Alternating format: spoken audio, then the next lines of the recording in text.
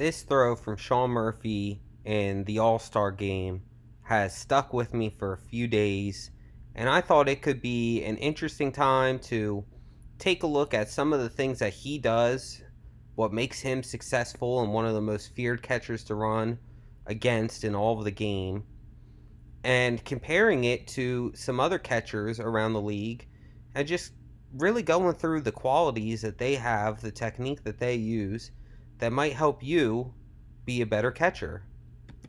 So here's the clip. Pretty cool camera angle there, and this is the TV angle. That's not a slow man running, that's Randy Arozarena that gets thrown out at second in the first inning of the All-Star game here.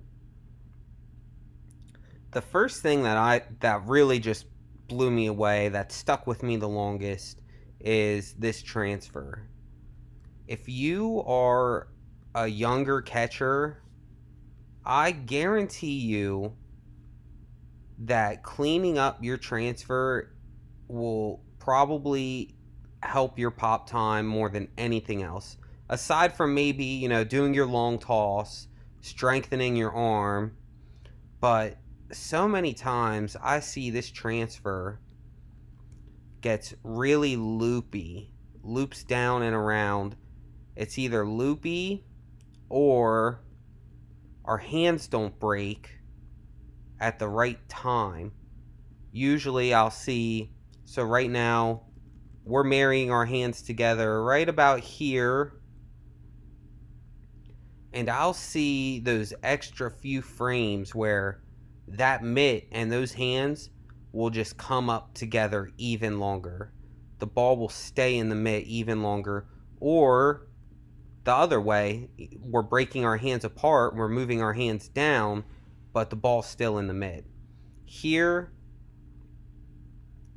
this transfers in a great spot, middle of the chest, halfway through the body. That's really just how you teach it. We don't want anything to have to travel too far in this process. That's why keeping it middle to your chest is important. If we bring the ball too far back behind our ear or up behind our ear, it throws off our front arm. We open up too early, we lose power. And if we transfer too low, that's usually just going to promote a really long arm action that's going to take a lot of drilling to get out of us. That's why we meet in the middle. We want everything to move efficiently. So this transfer, I was just like, wow. Sean Murphy, he's 6'3", which has its advantages and its disadvantages. And I would say one of its disadvantages is he simply just has to have a longer distance to cover when he's getting ready to throw the ball, including the transfer.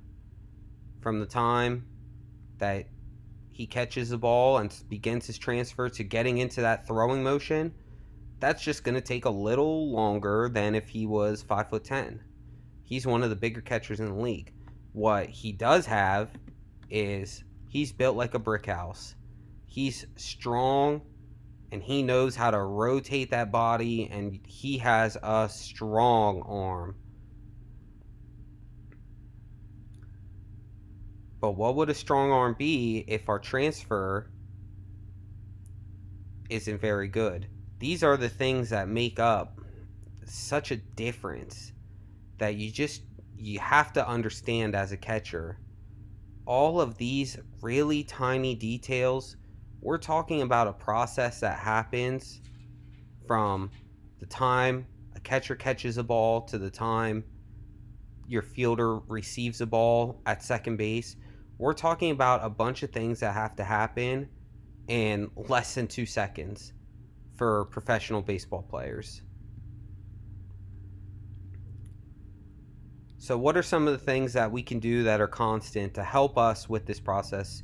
You'll start to see his hips begin to cheat out. Even in this right knee down stance, we can cheat out our hips just a little bit and begin this process, this momentum that we have, getting our feet down, being in rhythm, and throwing.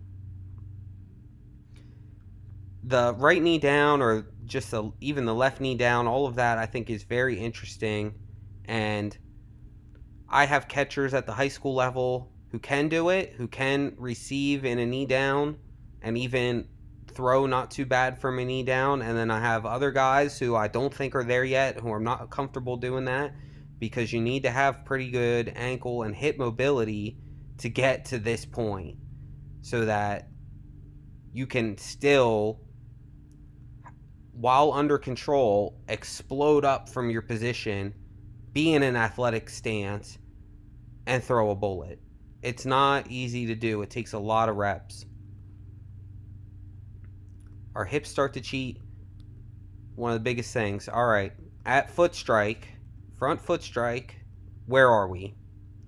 If you are not in this throwing position with that elbow back, ready to rotate through and fire the ball, then you are behind as a catcher. This is a certainty.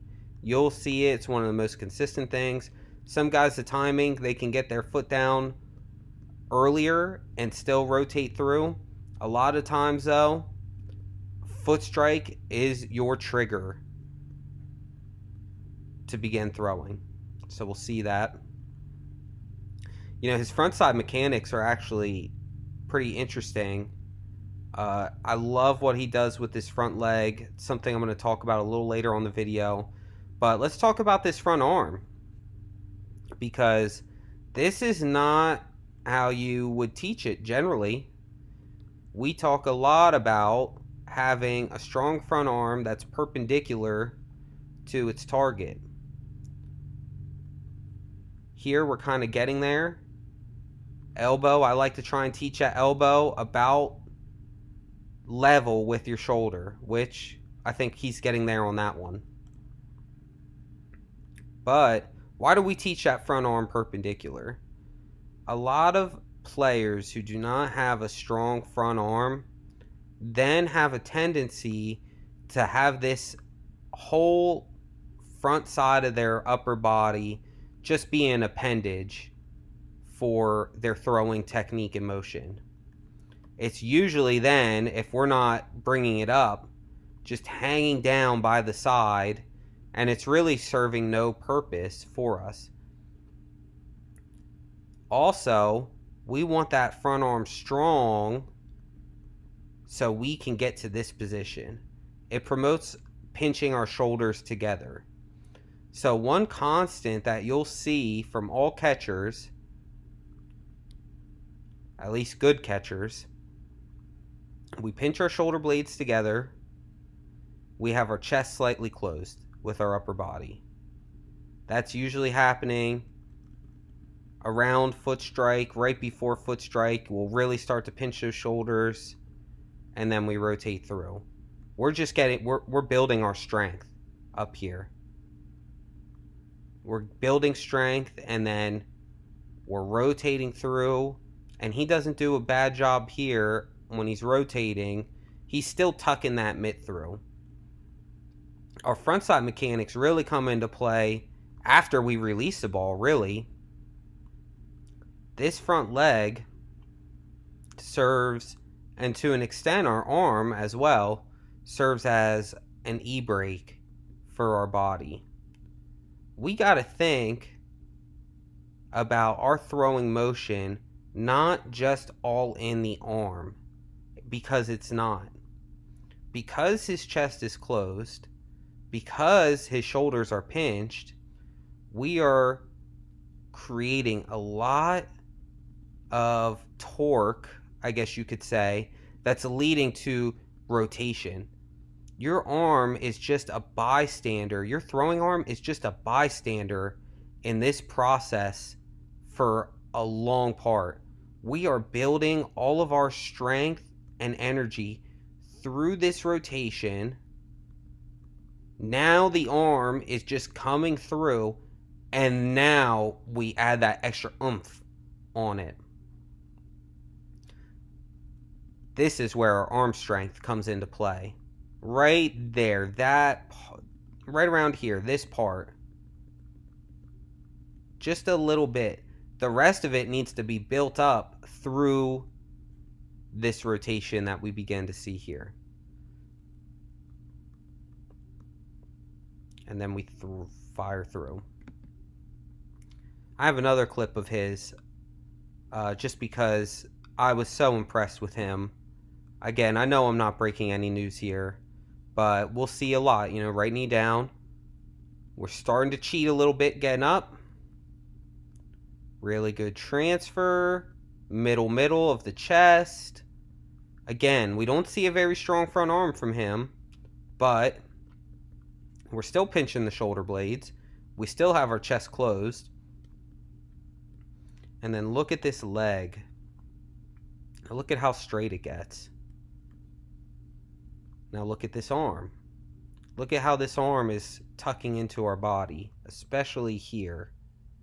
Right about there, we're really tucking in. These front side body parts, your leg and your arm, they are giving you that extra oomph on that ball to really throw a dot to second base. Because again, we're talking about body rotation when we're throwing. Everything's rotating, and then we're not spinning in a wheel, it has to come to a stop. We have to stop our body to keep generating that extra force as we release the ball. If we just let it keep spinning, round and round the rosy, we're going to lose it. We're going to lose that extra oomph at the end of it. His hips are coming through, and it's all building into this front leg, which stands nice and strong and essentially ends our rotation. Our back leg follows through. Same thing with our arm.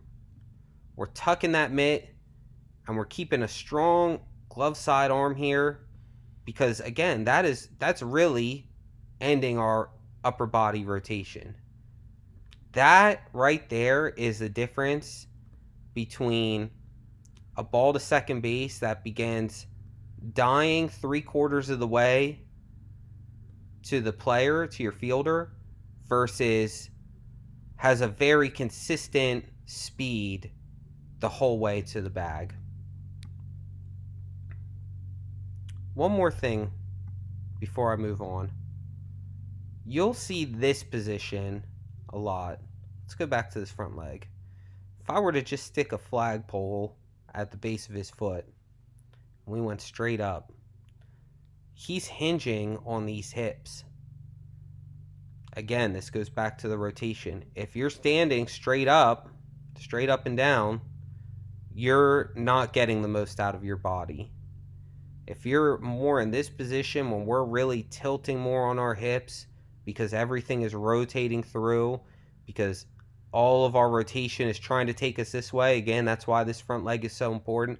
All of our rotation's trying to take us this way, and this arm and this leg are stopping that from happening, generating some extra force on our throw.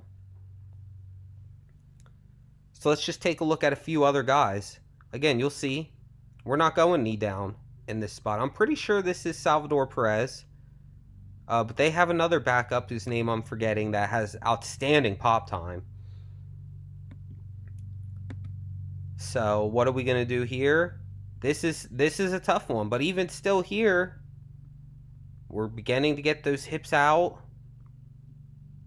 Look at that front arm. The way that front arm is really strong and perpendicular, that's promoting getting our elbows back and our shoulder blades pinched together. At front foot strike, we're ready to throw. Our chest is still pretty closed. We're in an athletic position. And again, we're kind of tucking that mitt, stopping our upper body rotation, and the force of our rotation is all going into this stiff front leg. It's not stiff when he's throwing. Still not stiff, still not stiff. Straightening up as we're getting close, because we're getting all of our power, all of our rotation through, and then we finish. One more time, take a look at this tilt. Again, it's not straight through. We have that upper body tilt from our rotation. Nabs the runner. I think we're going to see a few more examples of the same thing. Let's focus on the transfer. This is kind of a tough pitch. It's outside, away from our body.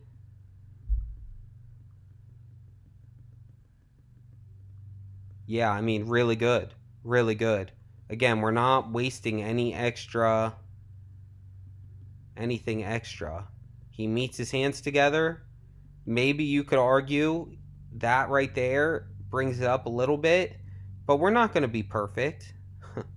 I mean, that's nitpicking amongst all nitpicking. We're not going to be perfect, but when we're at front foot strike, that ball is back, getting ready to throw. Look at our front arm, really strong. Elbow about the same width, same depth as the shoulder. Our shoulder blades pinch. Our chest is closed. And after we release, strong front leg. Look at how the mitt tucks. Kind of helps put an end to all of our rotation. And really, really nice. So, I don't know. I just thought that was kind of interesting to see some of the things that he does. These are all characteristics that you'll see from catchers. Everybody's a little different. Everybody's in different shapes and sizes. Sean Murphy, even though he has what would be deemed a slower transfer on Baseball Savant, he can make up for it because he has one of the strongest arms in the league. You have other guys, though, who will win because they are super quick with their hands. Their technique is really good. And they come through and throw. So if you're a catcher, like I said, there's not really a secret sauce to this. You just need to practice. Get in front of a mirror. Get in front of your phone. Record yourself. You need to practice this transfer being center to the chest as quick as possible. We need to work on our foot pattern so that back foot hits first, then our front foot hits, and when we're at foot strike, we're in a throwing position. We want our chest closed. We want our shoulder blades pinched. And of course, yeah, we need to work on our arm strength. Not everybody can play catcher. Not everybody has the arm for it. There is a baseline of arm strength that if you want to be successful at this position, I think you need to have. But you don't have to have the strongest arm on your team. You don't have to have the strongest arm in the county. You can just have an average to above average arm and still win because we are so quick and we're getting the most out of our body.